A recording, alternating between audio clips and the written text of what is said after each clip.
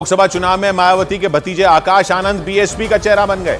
उन्होंने पार्टी के प्रचार की कमान अपने हाथ में ले ली, धुआंधार रैलियां की। आकाश आनंद बीएसपी के नेशनल कोऑर्डिनेटर हैं, लेकिन उन्हें मायावती का उत्तराधिकारी भी माना जाता है और इसीलिए उन्होंने इन चुनावों में ताबड़तोड़ रैलियां की।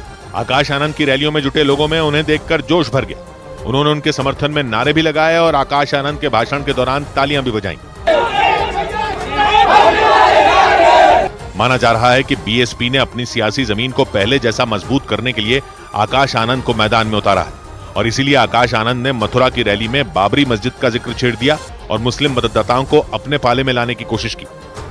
उनकी सरकार ने राम मंदिर बनाया। साथियों, राम मंदिर कोई जस्टिफिकेशन नहीं है हमारी बहन बेटियों को ना सुरक्षा देने की। राम मंदिर बनाया, बहुत अच्छी बात है। जब बाबरी मस्जिद बनेगी तो हम तब आपके साथ खड़े होंगे और बोलेंगे आपने हर धर्म और हर समाज को पूरा नेतृत्व देने का काम किया। अपनी रैलियों में आकाश ने आक्रामक तेवर दिखाते हुए सभी विरोधियों पर हमला किया। समाजवादी पार्टी पर तो वो जमकर बरसे। ये लाल टोपी वाले फिर आपके बीच में आएंगे और आपके बीच में आपको टोपी पहनाने का काम करेंगे साथियों, परंतु इस बार इनकी टोपी इन्हीं को पहनाकर वापस भेज देने का काम करिएगा। 2019 के लोकसभा चुनाव में समाजवादी पार्टी और बीएसपी का गठबंधन था, लेकिन 2024 के चुनाव में दोनों पार्टियों के रास्ते अलग हो चुके हैं, क्योंकि अखिलेश यादव और कांग्रेस साथ चुनाव लड़ रहे हैं और बीएसपी अकेले चुनाव लड़ रही है। और इसीलिए आकाश आनंद ने इन चुनावों में समाजवादी पार्टी को आड़े हाथ लिया और अपनी रैलियों में समाजवादी पार्टी के खिलाफ मोर्चा खोल दिया। साथियों, हमारे युवा और बड़े बुजुर्ग दोनों बोल रहे हैं कि इनकी साइकिल पे ये अपनी साइकिल पर चलकर आएंगे। इस बार इनकी साइकिल का टायर पंचर अलग और सीटें अलग कर बेच खत्म करेंगे। आकाश आनंद यही नहीं रुके, बल्कि उन्होंने ये भी संकेत दिया कि समाजवादी पार्टी और बीएसपी दोबारा साथ नहीं आएंगे। भैया, आप अपनी साइकिल को रखिए अपने घर में, आप अपनी लाल टोपी पहनिए अपने आप। हमारी सर पे हमारी नीली टोपी है, हमारे कंधे पे हमारा नीला पट्टा है और हमारे दिल में हमारी बहन की बस्ती है।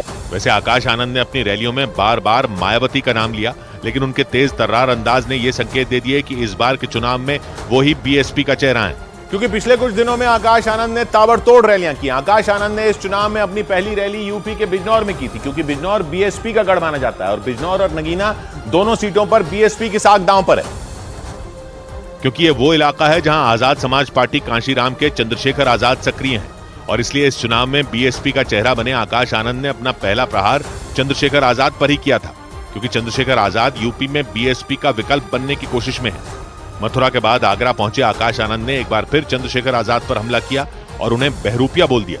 आपके बीच में जो बहरूपिये हैं वो किस तरह आप लोगों को गुमराह करने का काम करते हैं। साथियों, वो बहरूपिये नीला पट्टा पहन के आएंगे, परंतु साथियों, जब बात वोट डालने की आए, जब बात आपके साथ संघर्षों में खड़े होने की आए, तब वो आपके नहीं, आपके अपने नेता की नहीं, विरोधी पार्टियों के नेताओं की बात करेंगे। इससे पहले नगीना की अपनी रैली में आकाश आनंद ने चंद्रशेखर का काम करने का पूरा तरीका ही बता दिया था और दावा किया था कि वो बीएसपी के युवा समर्थकों को गलत रास्ते पर ले जा रहे हैं। ये आदमी अपने आप को मसीहा बताता है। ये आदमी कहता है कि मैं सड़क पे उतरूंगा अपने समाज के लिए, आंदोलन करता है, झगड़ता है, लड़ता है, हमारे युवा साथियों को लेके पहुंच जाता है। फिर क्या होता है?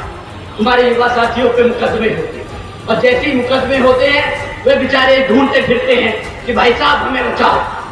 वो आदमी फिर यहाँ से छोड़ के दूसरी जगह भग जाता है, वहां पे आंदोलन करता है और इस कारवां में हमारे सभी युवा साथियों पे मुकदमे दर्ज कराता जा रहा है। यानी आकाश आनंद पर दोहरी जिम्मेदारी आ गई।